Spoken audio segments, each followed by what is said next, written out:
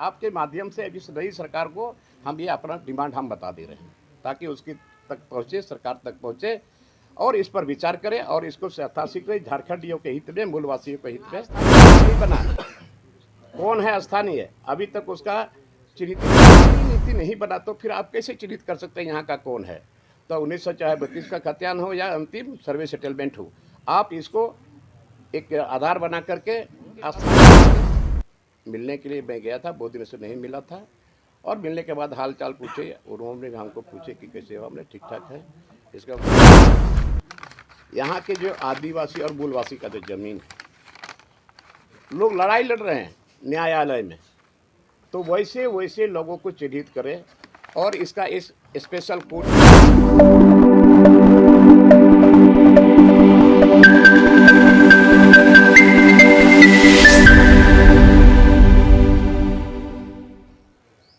मैं ये कहना चाहूँगा आप लोगों के माध्यम से, अभी जो माननीय मुख्यमंत्री चंपई सोरेन जी ने जो शपथ लिया है,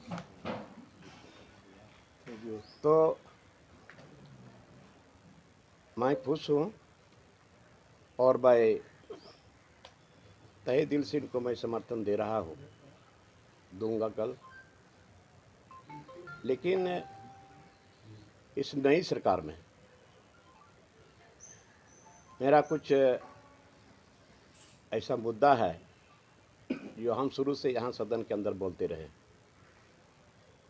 सबसे पहले तो ये झारखंड सरकार पूर्व मुख्यमंत्री माननीय हेमंत सोरेन के द्वारा जो छत्तीसगढ़ का शराब मॉडल, शराब बेचने का काम इन्होंने शुरू किया और उस दिन मैंने विधानसभा के अंदर में इसका विरोध किया था गुरुजी के सम्मान में, और सदन से बाहर भी हमने इस बात को रखा कि हमारे माननीय गुरुजी सारे मजहब के लोगों को हर जगह नसीहत देते रहे हैं कि शराब से थोड़ा दूर रहा करो, लेकिन ये सरकार ने नहीं माना। और आज मैं इस नई सरकार में, माननीय चंपई सोरेन जी की सरकार में, मैं इनसे भी आग्रह करता हूँ, ये मेरा एक मुद्दा है कि आप जितना जल्द हो यहाँ शराब बिक्री नहीं हो, नशाबंदी इसको लागू करें। पहला ये है। और दूसरा है पी पेशा एक्ट, जो 1996 केंद्र सरकार के द्वारा बिहार के टाइम में ही दिया गया, लेकिन राज्य अलग होने के बाद झारखंड में, बिहार में नशाबंदी लागू हो गया था, तो हम भूल रहे थे, ठीक है, लेकिन झारखंड में नहीं हुआ। और ये पी पेशा एक्ट जो यहाँ के लोगों का मूल कवच है, आज ये शेड्यूल एरिया बना। आखिर शेड्यूल एरिया क्यों बना? ये शेड्यूल एरिया में खास करके आदिवासी और मूलवासियों का ज़मीन कैसे बचेगा, और वहाँ ग्राम प्रधान के द्वारा जो ग्राम संचालित होता है, पी पेशा एक्ट लागू होने के चलते, नहीं लागू होने के चलते वो कमज़ोर पड़ रहा है। ये पी पेशा एक्ट सरकार इसकी तत्काल घोषणा करे कि हम इसको लागू करेंगे। उसके साथ साथ ये राज्य जो अलग हुआ यहाँ के मूलवासी, यहाँ के आदिवासियों के लिए, और अंग्रेज़ों के द्वारा हमारे लोग लड़ाई लड़े थे, बलिदानी लोगों ने दी थी, खून बहाया था, बहुत लोग फांसी के तख्ते पर ही लटके। तो संथाल परगना में एसपीटी एक्ट बना और छोटा नागपुर में सीएलटी एक्ट बना, और इस एक्ट के अधीन नियम के मुताबिक यहाँ का ज़मीन ट्रांसफरेबल नहीं है और न सेलेबल है। लेकिन यहाँ राज्य अलग होने के बाद इस बात को भी हमने सदन में रखा था, और इसके लिए हमारे माननीय पूर्व मुख्यमंत्री हेमंत सोरेन जी ने एक स्पेशल सत्र बुला कर सत्र के अंदर में ही उन्होंने एक कमेटी का गठन किया था, लेकिन उसका भी कुछ फलाफल नहीं हुआ, जिसमें सभापति रखा गया था स्टीफन मरनी जी को।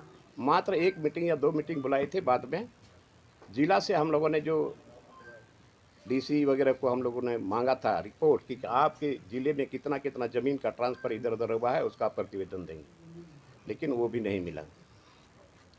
तो आज वहाँ एसपीटी एक्ट भी लागू नहीं है और सीएनटी एक्ट भी लागू नहीं है। जब बना बनाया हुआ एक्ट है, हमारे लोगों के खून के बदौलत लिखा गया था कि यहाँ पर सीएनटी एक्ट है, वहाँ एसपीटी एक्ट है, तो इसको ताक में रख करके यहाँ जमीन का अधिग्रहण धड़ल्ले से चल रहा है।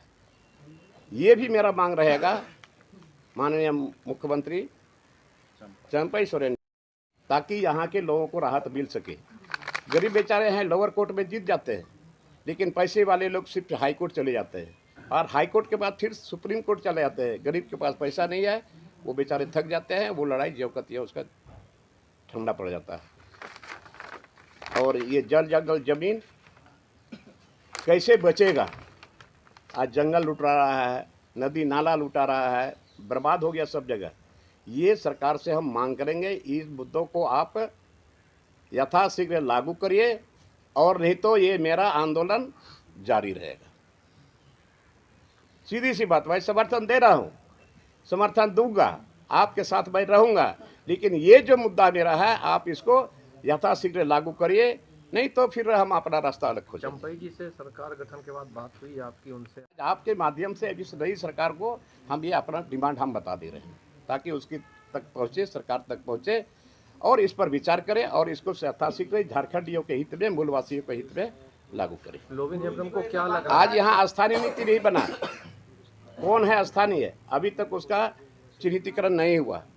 तो स्थानीय नीति नहीं बना तो फिर आप कैसे चिन्हित कर सकते हैं यहाँ का कौन है? तो 1932 का खतियान हो या अंतिम सर्वे सेटलमेंट हो, आप इसको एक आधार बना करके स्थानीय नीति लागू करिए, और स्थानीय नीति लागू होगा तो नियोजन नीति भी लागू होगा। शिबू सोरेन जी से आपकी मुलाकात हुई, क्या बात हुई? शिबू सोरेन जी देखिए, गुरु जी के पास हम गए थे, मिलने के लिए मैं गया था, बहुत दिन से नहीं मिला था, और मिलने के बाद हाल चाल पूछे, और उन्होंने हमको पूछे कि कैसे हो, हमने ठीक ठाक है।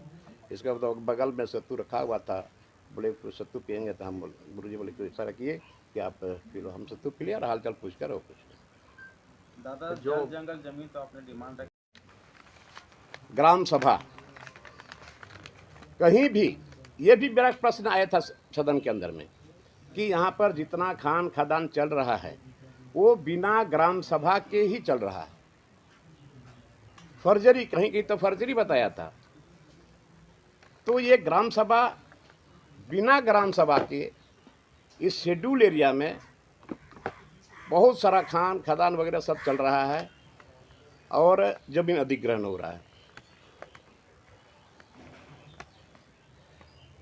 और हम इस सरकार से ये भी मांग करेंगे कि यहाँ पर विस्थापन आयोग का गठन हो।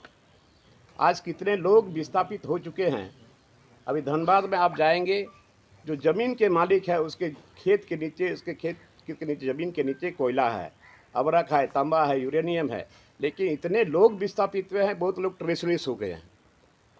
तो मैं इस सरकार के नई सरकार से मांग करता हूँ कि आप विस्थापन आयोग का गठन करें, ताकि यहाँ के लोगों को जगह मिले और अपना रह सके। तो आज विस्थापन आयोग का भी गठन नहीं हुआ। विनय चौबे फिर से आए हैं प्रधान सचिव। आप, वो उनका काम है, वो मेरा काम नहीं है। अच्छा दादा, ये बताइए, मंत्रिमंडल में कुछ फेरबदल चाहते हैं या ठीक है? देखिए, उनका काम है। नहीं, आपकी चाहत होगी ना, आप विधायक हैं, सलाह वो दीजिए। अपना चुन के ले, बढ़िया आदमी को ले, चलाए बढ़िया से। ठीक जो है वो ठीक नहीं है, है? वो है क्या है ना, वो उसका तर्जुमा करेंगे ना। लोबिन हेम्ब्रम मंत्री बनना चाहते हैं? नहीं, हाँ? नहीं चाहते। नहीं। क्या आप क्या चाहते हैं? चर्चा आई कि लोबिन हेम्ब्रम कहने संथाल से किसी को क्यों नहीं? वो हम विचारेंगे ना, लेकिन इच्छा नहीं है। आपका इच्छा नहीं? अभी कुछ हुआ ही नहीं यार, कोई घोषणा हुआ ही नहीं है। कौन सा पोर्टफोलियो, और उसका आपको लालच नहीं है। बात को इधर मत ले जाइए पंडित जी। अच्छा, क्या लोबिन हेम्ब्रम को ये इस बात का भी डर है कि बजट सत्र जी, जो संभवतः 23 तारीख से होने वाला है, बजट सत्र में भी हर दिन सरकार को बहुमत साबित करना होता है। मनी बिल गिर जाता है बिल्कुल तो बिल्कुल सरकार गिर बिल्कुल जाती है। तो बिल्कुल। उस दौरान भी विधायकों को इसी तरीके से सर्किट हाउस में रखा जाए, या आपको लगता है कि अब कोई जरूरत है सर्किट बहुमत हाउस में साबित हो कौन रखने वाला? हम तो जाएंगे रोज, हम तो डेली जाएंगे। हम क्यों सर्किट हाउस जाए? हम क्यों हैदराबाद जाए? मैं विधायक हूँ, मैं जनप्रतिनिधि हूँ। हाउस चलेगा मैं हाउस में रहूंगा, हाउस नहीं चलेगा फिर अपना काम धंधा में रहेंगे हम। गुरुजी से मिलकर क्या डिमांड किया? देखिए, गुरुजी से बहुत दिनों से हम नहीं मिले थे, हाँ। इच्छा थी, बट ये हुआफू की स्थिति में तो ठीक भी नहीं लग रहा था। मैं शाम में आया और आज मैं गया गुरुजी से, बिना बुलावे मैं गया, क्योंकि मैं गुरुजी का शिष्य हूँ, गुरुजी का चेला हूँ। मैं गुरुजी से मिला, बातचीत हुई, आप कैसे हैं, आप कैसे हैं, कैसे खाना वाना खा रहे हैं, खाली हाथ रो, इलाज ठीक है। बगल में सत्तू रखा हुआ था, वो बोले तू पियोगे? हम सत्तू पिए और हल्का लेकर के फिर हम निकल गए, इतनी। अच्छा, आप एक एडवाइस दीजिए कि कौन सा काम मुख्यमंत्री को सबसे पहले करना चाहिए? सबसे पहले यहाँ पर एसपीटी एक्ट, सीएनटी एक्ट को सख्ती से उतारे, और यहाँ जो सरकार जो शराब बेच रही थी, सरकार शराब न बेचे, गुरुजी का सम्मान बचा हुआ रहे। शराब पूर्ण शराबबंदी मांग कर रहे हैं या सरकार नहीं बेचे, कंपनी बेचे तो बेचे? सरकार नहीं बेचे, अच्छा, जैसे पूर्ववर्ती सरकार ने बेचा अपने से। हाँ, ठीक है, ठीक है, हाँ, ये दो काम होने चाहिए। ये दो काम होना चाहिए, एसपीटी एक्ट, सीएनटी एक्ट, आस्थान नीति, नियोजन नीति और पैसा एक्ट। Thank you. ठीक है दादा। होना का आज तक वैकेंसी नहीं निकला। आपका आस्थान नीतिकरण, आस्थान नीति आपने बनाया नहीं, एक भी वैकेंसी आपने निकाला नहीं। तो इस नई सरकार से हमारा उम्मीद है, हमारा भरोसा है, हम दिल खोल करके समर्थन दे रहे हैं।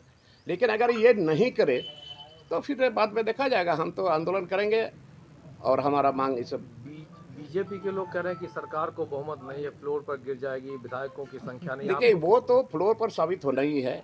आप देखिए, कल ही था, कल आप देख लीजिए फ्लोर पर साबित होगा या नहीं होगा। नहीं होगा तो फिर जो विकल्प होगा देखा जाएगा। अच्छा, हेमंत सोरेन की गिरफ्तारी को किस तरीके से देखते हैं? देखिए, हेमंत सोरेन की गिरफ्तारी से हमको दर्द है, हमको दुख है। वो हमारा भतीजा टाइप का एक लड़का जो था, हमको बराबर चाचा चाचा बोलते थे, और मैंने उनको शुरू में ही कहा था।